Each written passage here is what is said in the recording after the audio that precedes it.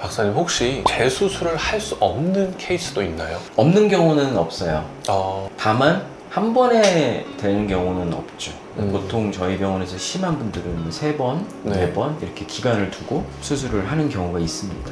우리가 그걸 스테이지드 오퍼레이션이라고 보통 하는데 네. 코가 뭐 예를 들어서 염증이 이제 생겼는데 잘못 처치가 되면 네. 코가 이제 완전히 망가지거든요. 캔 있잖아요. 네네. 캔이나 이런 종이 이 컵이 구기면 꽉 쭈그러지죠. 코가 그렇게 되는 경우도 있어요.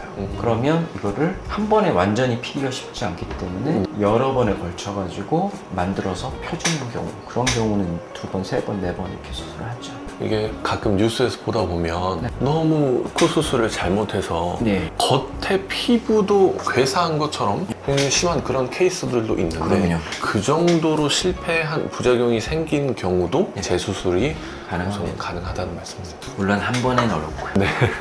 그러면 케이스마다 좀 다르긴 하겠지만 예. 보통 일반적으로 코 수술을 처음 했을 때 예. 그리고 재수술 했을 때 걸리는 시간은 얼마나 차이가 다르죠. 날까요?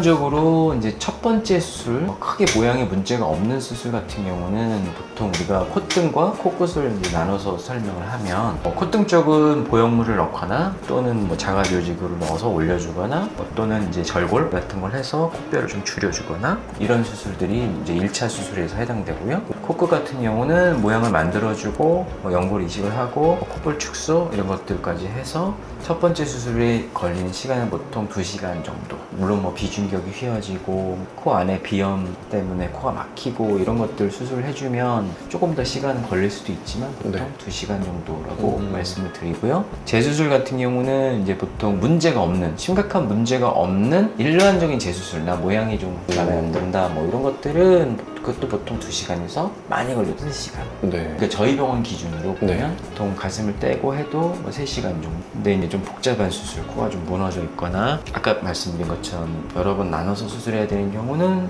4시간에서 아주 많이 걸린 경우는 5시간까지도 걸리는 경우가 있는데 보통은 4시간 전후로 아무래도 처음 하는 것보다는 시간이 걸릴 좀 수밖에 걸리겠죠. 없겠네요. 근데 이제 그게 수술하는 수술자마다 또 좀 달라서 지금 말씀드린 시간은 저를 기준으로. 간단한 첫 번째 수술은 뭐 1시간 이내 끝내는 경우도 있는데 일반적으로 2시간 이내 끝내는